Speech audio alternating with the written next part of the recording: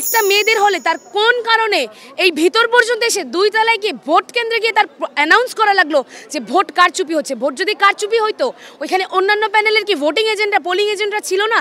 তারা তো আমাদেরকে কিছু জানায় নাই।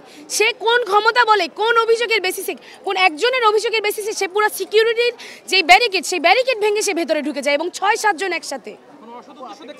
আমি অবশ্যই অসৎ উদ্দেশ্য দেখছি।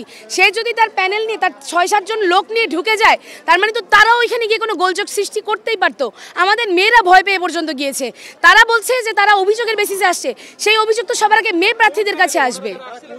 ছাত্রদল থেকে আসছেন, ছাত্রদলের ভিপিরা এসেছেন, কিন্তু তারা যাদের বিরুদ্ধে এই অভিযোগ নিয়ে আসছেন তাদের বিরোধীও তো অনেক প্যানেল আছে। সেই প্যানেলগুলো তো কোনো অভিযোগ এখনো করলো না। তারা কোন অভিযোগের বেসিসে এই পর্যন্ত ঢুকে যায়? তিনি একজন হচ্ছে আউটসাইডার হয়ে একজন ছাত্রী হলে ঢুকে, এবং আমাদের ছাত্রী হলের নিয়ম হচ্ছে যে আমরা এখানে যদি কোনো পুরুষ মানুষ হয় তাহলে আমরা ঘন্টা বাজিয়ে বাজিয়ে যেতে হয়, যেন হচ্ছে আমরা কেয়ারফুল থাকি যে একজন পুরুষ মানুষ এখানে প্রবেশ করেছে। সেখানে মেয়েদের প্রাইভেসি নষ্ট করে বিনা ঘন্টায় বিনা অনুমতিতে তিনি প্রবেশ করেন এবং সেখানে একজন জার্নালিস্টকে ধাক্কা দেন। তারপর থেকেই ঘটনা শুরু হয়।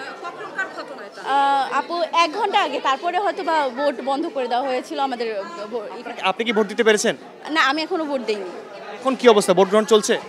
আমি এটা বলতে পারতেছি। আমরা শুনেছি যে এখন ভোটকাস্ট বন্ধ আছে। হ্যাঁ হ্যাঁ, আপনাদের কি মনে হচ্ছে যে এই মুহূর্তে অনেক ভোটকাস্ট বন্ধ হওয়ার কারণে এখানে প্রথমত হেনস্থা হচ্ছে ছাত্রীদের, যে সবাই লাইনে দাঁড়িয়েছে অনেকক্ষণ ধরে, তো ওদের এখানে প্রবলেম হচ্ছে একটা। সেকেন্ডলি আমরা টাইমের মধ্যে সকল ছাত্রী করতে পারবো কিনা, ভোট দিয়ে শেষ করতে পারবো কিনা, এটারও একটা আশঙ্কা হয়েছে। যখন ছাত্রদলের যে ভিপি পদপ্রার্থী বিনা ঘন্টা বাজিয়ে ছাত্রীদের, হ্যাঁ আমি ওখানে ছিলাম না। আপনি কি আপনারা কি দেখেছেন? আমি পরে উত্তপ্ত পরিস্থিতি, আমি এসে প্রথমে উত্তপ্ত পরিস্থিতি দেখেছি এবং আমি মেয়েদের সাথে সরাসরি কথা বলেছি।